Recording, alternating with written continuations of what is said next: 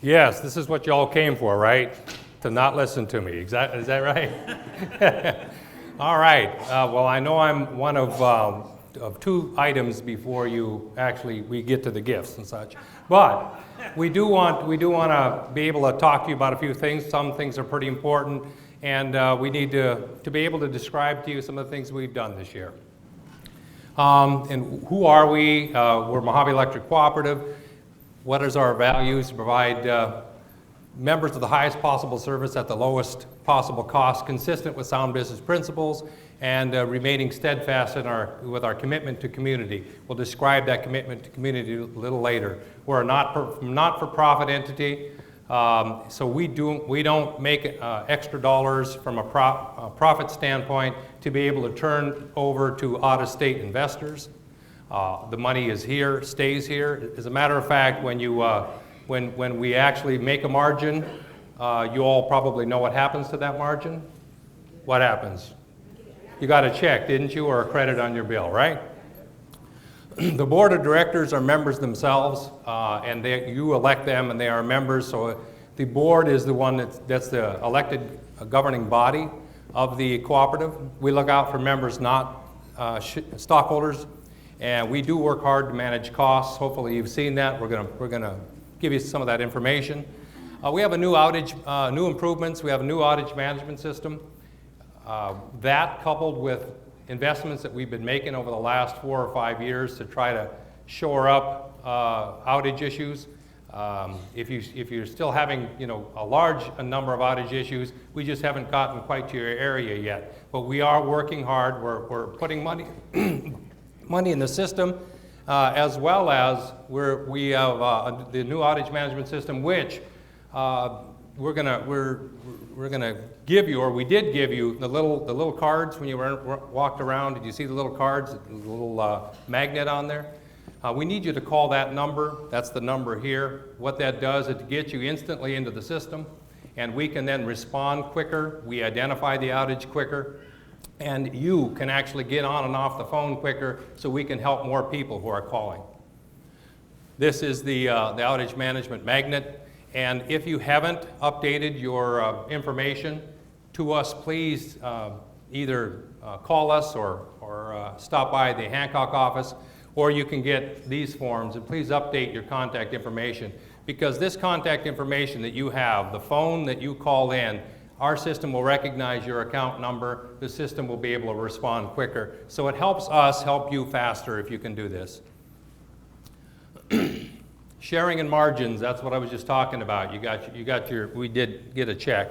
When we get to the end of the year and we actually have cash that exceeded our needs, then what we do is we go through and we determine how much of that we retire. We retire a large portion of that. You can ask, well, do you retire all of it? No, and why don't you? Because we need some of that cash for ongoing operations. Rather than borrow money for that ongoing operations, we use some of that cash. But we still allocate those margins to you, and so at some time in the future, we'll pay you, and we'll pay those margins. So what we did retire this year was all of 1979, all of 1981. We did also retire a portion of 2000 and 2014. And as years go by, we will just continue to keep retiring those margins. Those are the numbers. Just about 17,000 received checks. Most people received credits, either on your April or May bill. And you have to actually look at your bill to find that, and not just look at the number that you're going to pay. And if you're an automatic payment, you're still going to have to look at your bill. Or you can go to the portal in Smart Hub and you can take a look at it, and that credit will show up. Purchase Power Adjuster, or PPA, what is that? And you'll see that also on your bill. Right now it's a negative, which means it lowers your net energy cost, the cost that you're paying.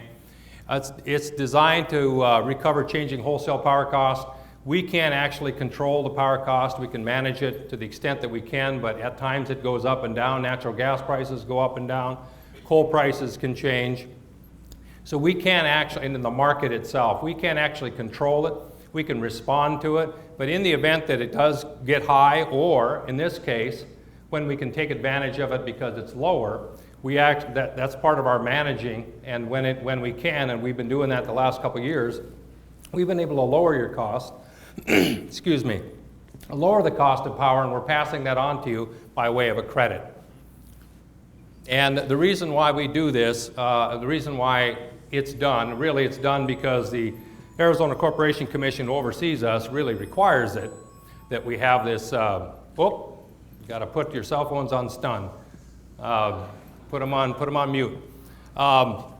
The concept is to avoid continuous rate change applications, so we're not changing our rates every year. Why is that important to you? Well, our last rate change, which was in 2012, and mind you, that's the first rate change we've had since 1991. So in all that time, we did have one in 2012, but it costs us $750,000 to do that rate change. So if we did that every year, that's how much less margins you would actually get in your pocket. Does that make sense to y'all? So that's one of the things that we do, is try to avoid the rate changes, and this mechanism helps. What is that purchase power adjuster? Well, I came here in Mohave Electric in 2008, and there's a number of you that probably remember this, but it was on the plus side, 3.5 cents high.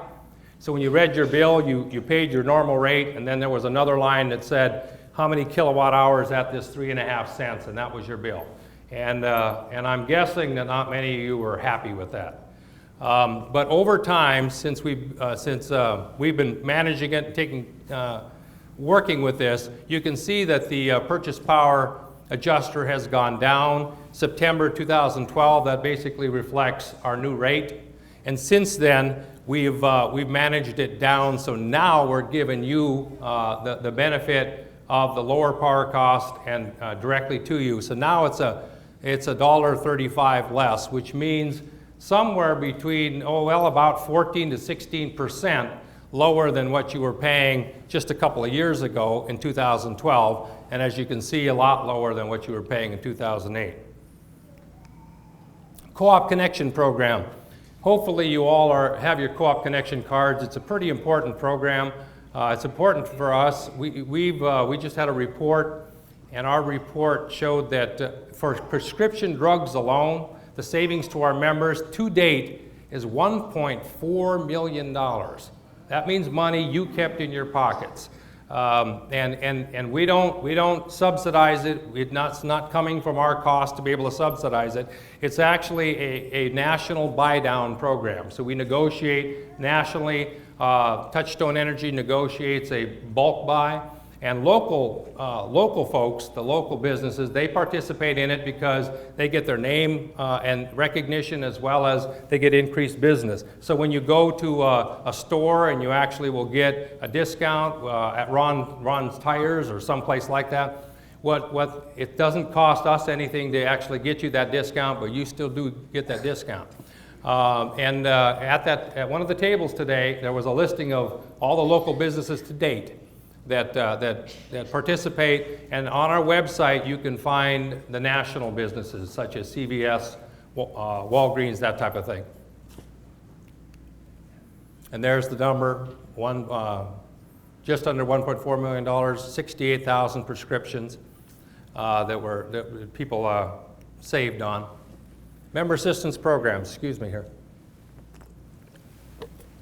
We have a member assistance program that what we do is in a couple of ways, but one of them is every year the board puts money over to the River Fund, and that's the Members Helping Members program, energy assistance program. That's to help lower income people that are having problems paying their bills, and the River Fund administers that.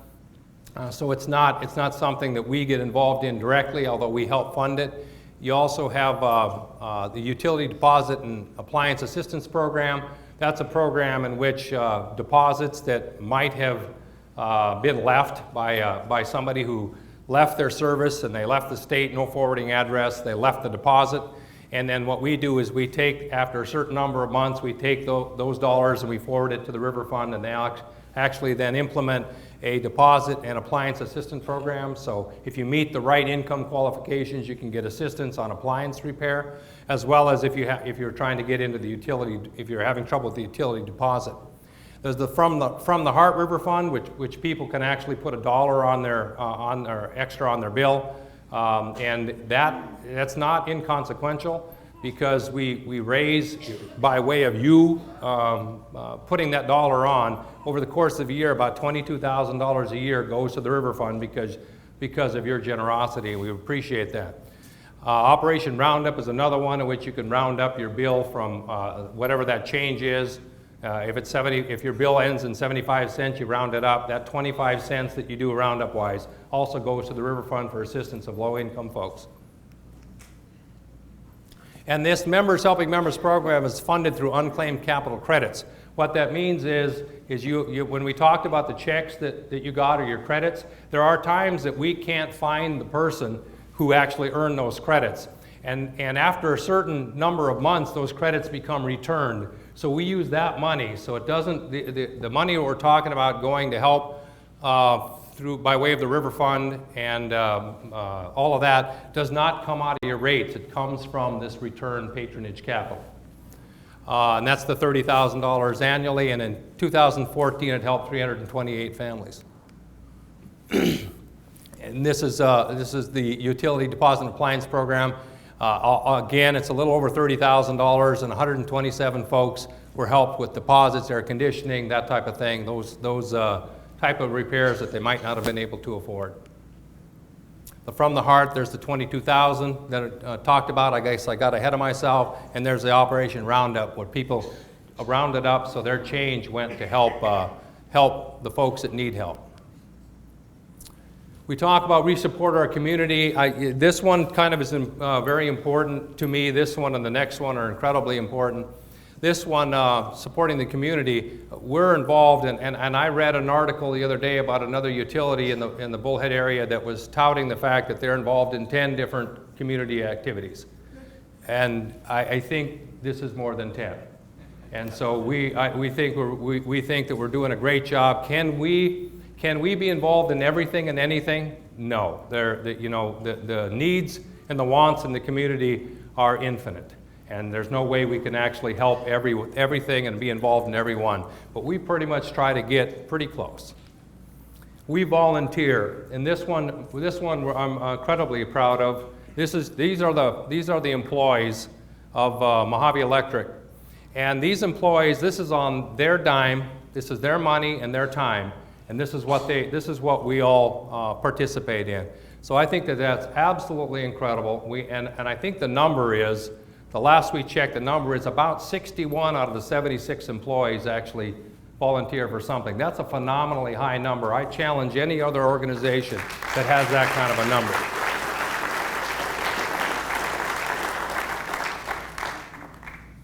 And I'll speak just a little bit about that as far as the employees. And I want you to be able to have a perspective here. Not only are the employees volunteering and doing all what we just talked about, but they're here tonight, and it's their Friday night, and they're volunteering. But I also want you to know that, and you need to know that, short of just a few employees who might not live in our service territory, we're all members too. So we pay the same rates, our employees do.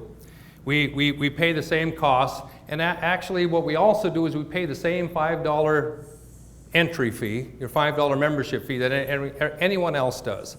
And so they not only have the same obligations that any other member has, but they have the same rights that every other member does. And so we allow them to participate when they come and they volunteer and they sign up as members. They're treated like these meetings like any other member. There's the and I think that makes sense.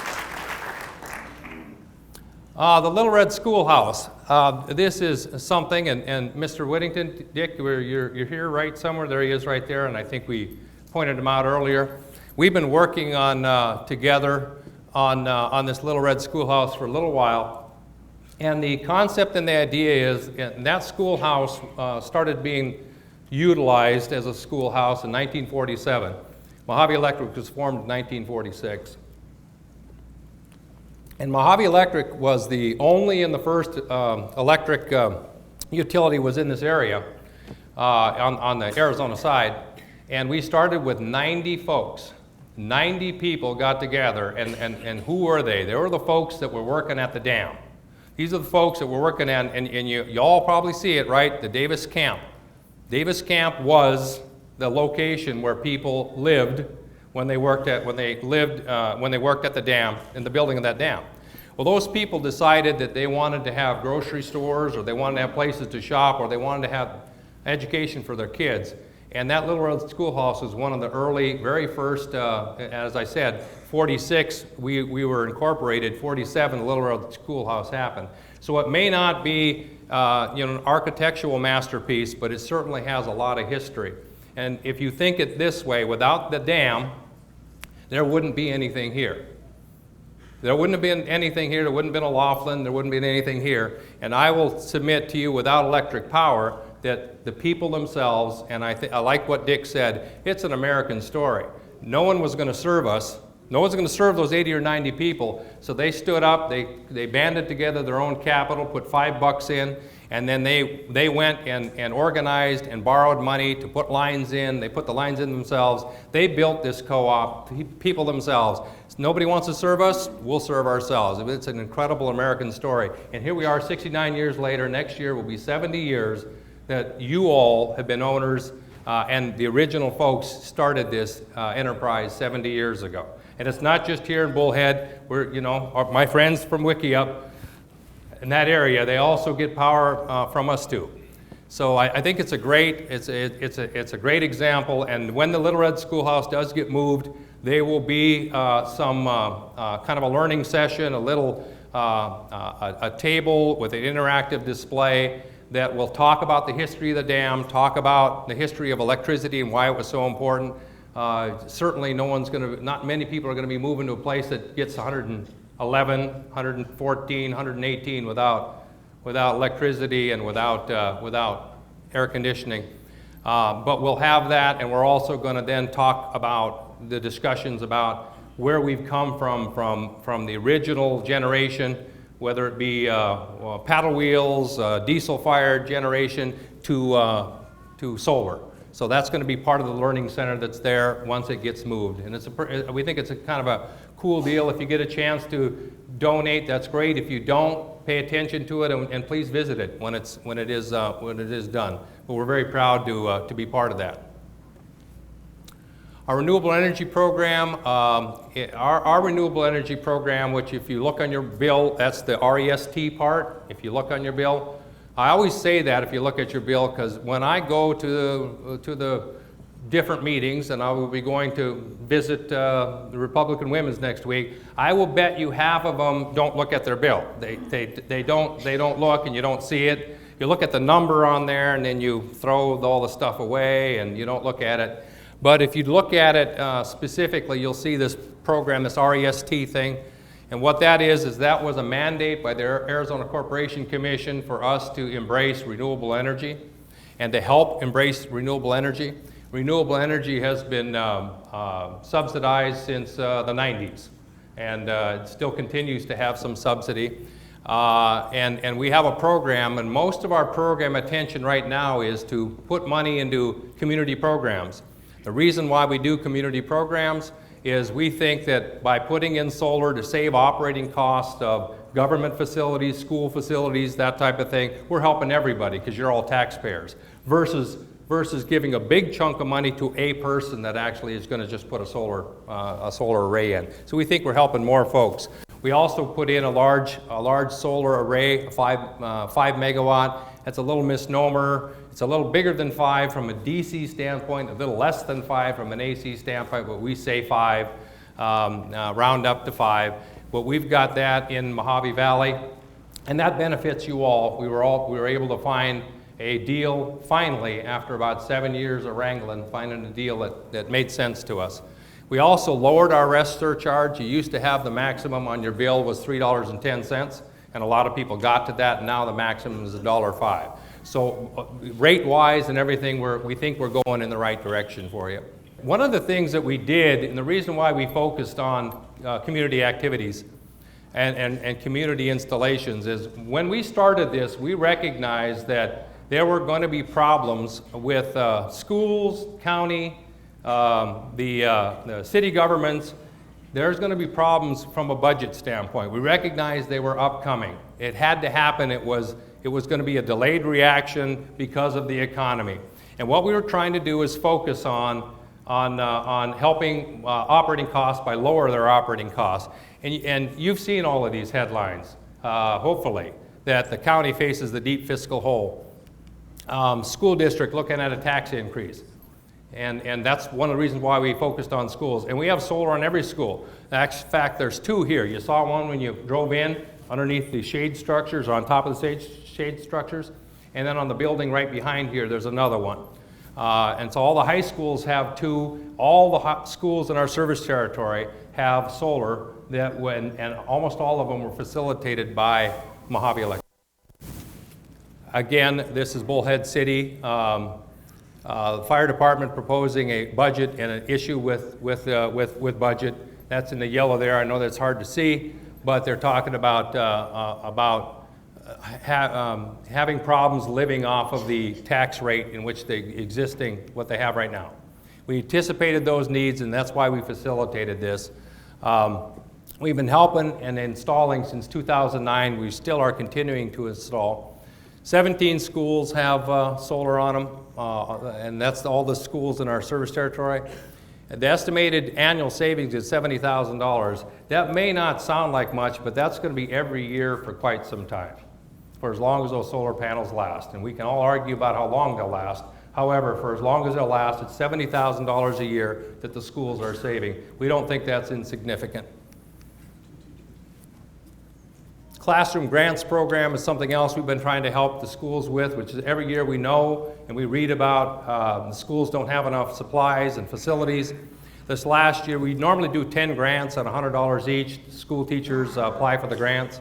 This year, we stepped it up to 18 grants at $200 each, so we put $3,600 in for the teachers to actually do special projects because they don't get money in their budgets for special projects.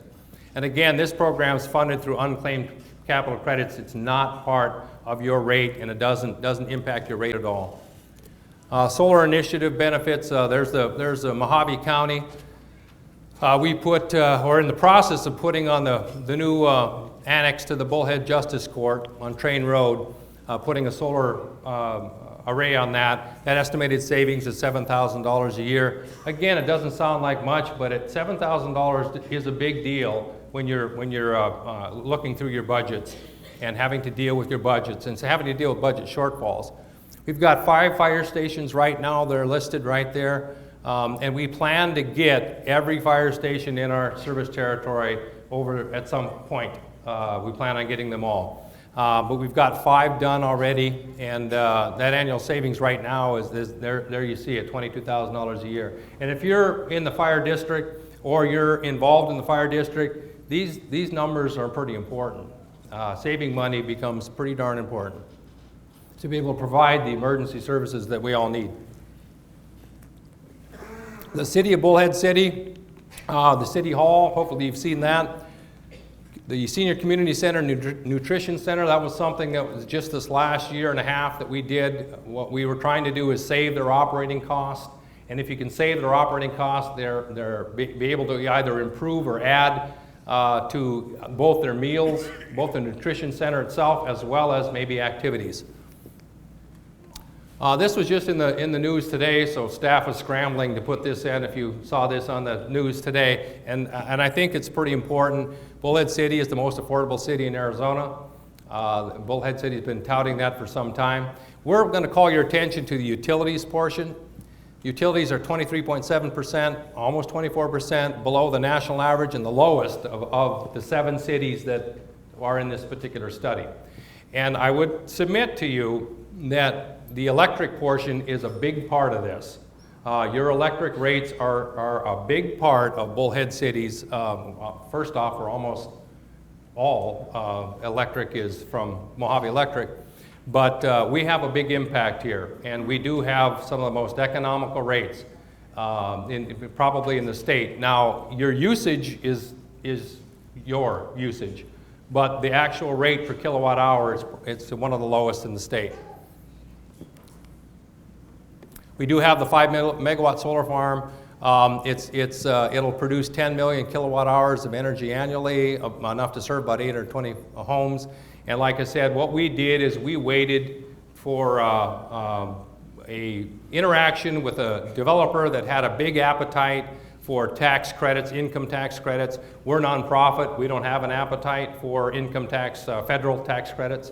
So the federal tax credit issues it doesn't interest us because we don't have that. We found somebody that wanted access to the federal tax credits, made the investment. We then partnered with them, so we then can turn around and we'll buy this when the tax credits are used up at a lesser cost. This was just in the papers here a little while back. Unisource filed a rate case to increase the rates, so we're not on the increase, but they just filed a rate case. Part of the issues for them to file a rate case was because their 7 megawatt solar array costs more, and so their rates are going up partially because of the 7 megawatt solar array. We're committing to you and telling you our 5 megawatt program is not going to affect your rates. We were able to do the right thing. And I know that folks would ask us, well, why aren't you flipping into, or why aren't you into solar more? Well, what we thought is, you want us to get the most cost-effective solar, not just any solar, but the one that makes the most business sense. And that's what we had worked on this whole time. This is something I want to talk about a little bit. This is the waters of the United States, WOTUS as it's called. This has been a subject the last 3 district meetings, so we're bringing it up to you. What's important here, this was just a press release that just came out Wednesday. Senator McCain and Flake both sponsored a Senate bill to actually push back on EPA overreach on the waters of the United States. It's a big EPA ruling, and I can't go through the whole ruling with you, but I will summarize it in my opinion. What this is it's a federal overreach and a federal grab into the decision making on your private property or on private property in general. That's the way to describe this. It's a big deal, and it's an overreach. And you can say, well, how is it that you can determine that they're actually trying to overreach? There's a definition of something that a wash that periodically or once in a while water might flow in it. I think it's called an alluvial stream. Is that the right term? Ephemeral stream. Thank you. Us engineers don't know how to use big words. But it's an ephemeral stream, and what that means is it's periodically, once in a while, water runs through it. Does that happen here a lot? No. Yeah, it happens here all the time. When you drive through on 95, can you look east and not see a bunch of carved and crevices that Mother Nature has created? Ephemeral streams, they're everywhere. Are they in people's yards? Yes. Absolutely. Are they in the areas where government buildings are, schools are? Absolutely, they're there. I mean, if Bullhead City and Fort Mohave, are we not built in an alluvial or ephemeral stream? Yeah. This could affect everyone. What does it mean? Is that if you have either material that's washed out, or you put material in, or you have something that's on or near this stream and a stream causes damage, you can't fix it until you get the necessary permitting from the federal government. That's what this says. And you can say to yourself, if you want to, oh, they don't mean that. You're taking this out of context. Just a minute, James. I'll give you a shot. Just let me try to get through it, though. When we all, and it's not a utility-only issue. It doesn't just affect us. If our poles fall down or washed out, and has that happened before? Yeah. Can that happen before? Other utilities, can they wash out? Yeah. What that means is we don't get to go out and fix it till we got the right permit. Y'all want to stay in the dark while we're waiting for the federal government to do permitting? That sounds, so we all said, you can't mean this. You really can't mean this. So why don't you just take this ephemeral stream issue and say this doesn't apply to these dry waterbeds? Because these are not waters of the United States. They're not navigable streams, are they? So we asked that, and specifically in the proposed EPA rule, it specifically says they will not exempt these streams. Well, if you were asked and you specifically are not going to exempt it, to me that tells me that you have a plan to be involved in it. So this is a really important issue.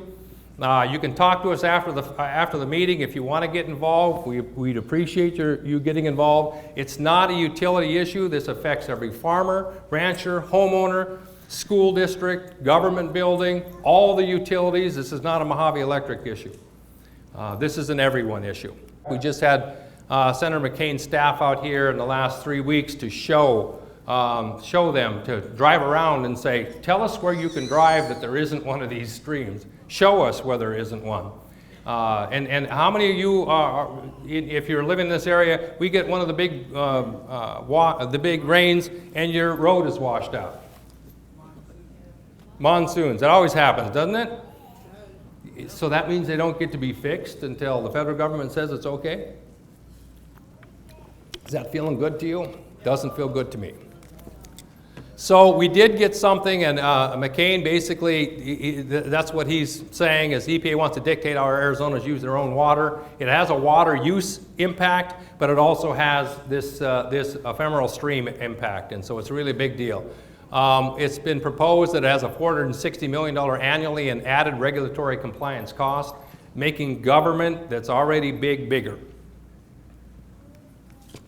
EPA Clean Power Plan. This is one that you all helped, or I appreciate if you did. We had 11,000 of you all signed cards for. And what this is, this will it affects Arizona disproportionately than most any other state. It affects us, small folks, and we're small, more than it affects the larger people. And it affects us, the co-ops here in Arizona, much more dramatically than it affects anyone else. What you all did is you rose up, you helped us, you filled out those little cards, we sent them back. They're not just sent to EPA, they're also sent to, the elected officials got a hold of them. So the elected officials know that. They know that you are all upset about this. And I usually get asked, or I'm asked, I'm going to assume well, what happened? Did it have an impact? Did our 11,000 voices have an impact? Yes. You not only have delayed EPA, but EPA has worked with us directly, worked with Mr. Ledger that we pointed out earlier on maybe some alternatives that they might think about, or maybe even endorse that might hurt us less, I guess is the way to say that. So we got their ear, as well as we were able to delay them out. Why is it important to delay them out? Is to allow the new Congress to be able to try to do something. And that new Congress can try to attempt to try to curb this overreach.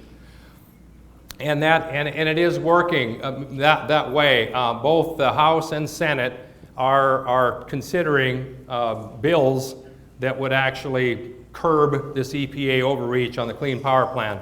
And one of the folks that is a main driver in this on the House side is Congressman Gosar.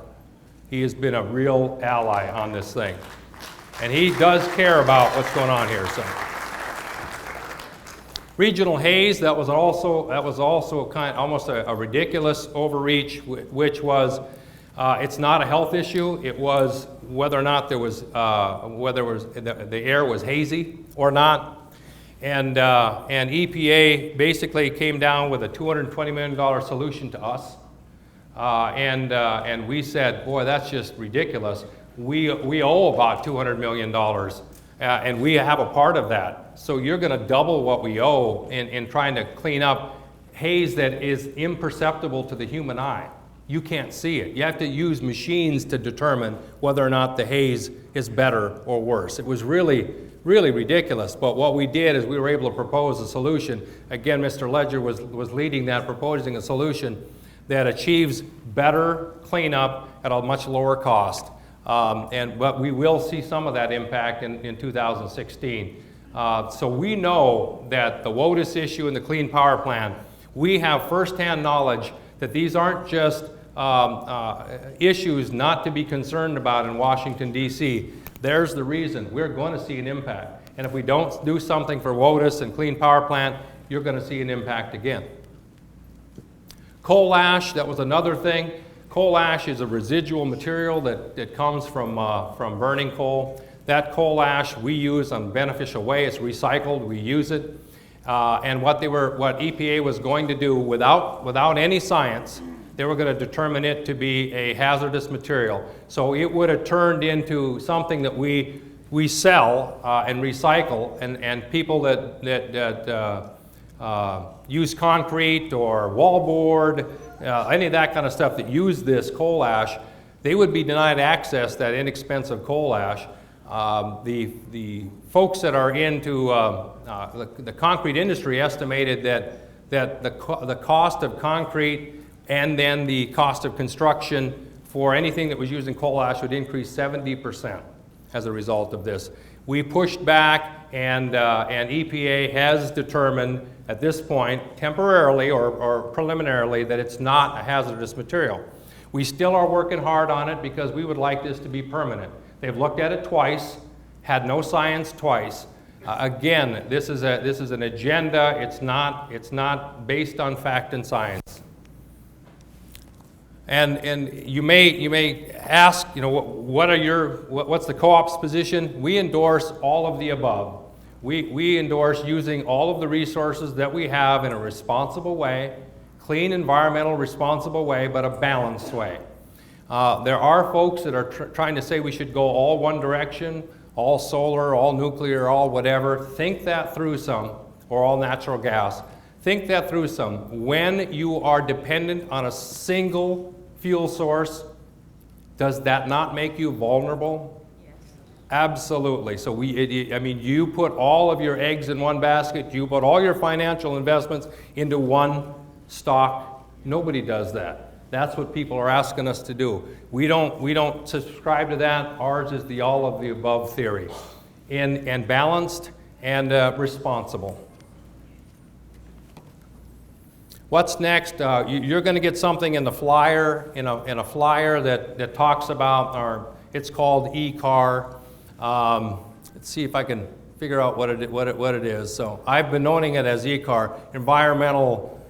What is it? Compliance Adjustment Rider, and it's been e-car for the last 2 years to me. What that actually is when we do have an environmental requirement that we have to deal with, instead of going through a rate case that will get approved and spending $750,000 of your money to do that, what we will do is take that requirement and put it on an e-car, and it'll be passed directly to you, and you'll be able to see directly the impact that these environmental regulations are to you. It's not going to be hidden somewhere. It's not going to be put somewhere in a bucket. You're going to be able to see them directly. You don't have to do anything at this point. This e-car is just a mechanism we're trying to get through, so there's really no action. There's no cost issue. When we do eventually get an e-car, it'll have a 0 number on it. And we will update you as we go. So, and again, I thank you for helping us in this APA call to action. More than 11,000 for 33,000 members. That's pretty good. That's a great response. Think about it this way: how many folks voted in this last election? 33%? No. The Bullhead election, it wasn't close to 33%. It was what? 3,300. Yeah, 3,300. 3,300 people voted out of 39,000 eligible voters. Wow. Wow, so you guys came out and we appreciate that. You came out in group. You saw a little table on ACRE. What is ACRE? ACRE is something that we all employees, almost all of us, belong to. It's a political action group. I call it non-denominational. It's not Republican, it's not independent, it's not Democrat. It's issue-based. It's completely issue-based. And it's what we use to be able to go back or plead our case. It's how we have been as effective as we have. It's how we've been able to get Senator Flake, Senator McCain to pay attention. And it costs $25 a year, but as members, you're eligible to do that. If you want to help us, when we go back and yell back in Washington, D.C., you can help us, and it does cost, and it's $25 a year. I ask you to think about that, because we're back there, and when we do our yelling, it's on your behalf. And so we ask you to consider it. And I think that's it, so I'm going to thank you for attending.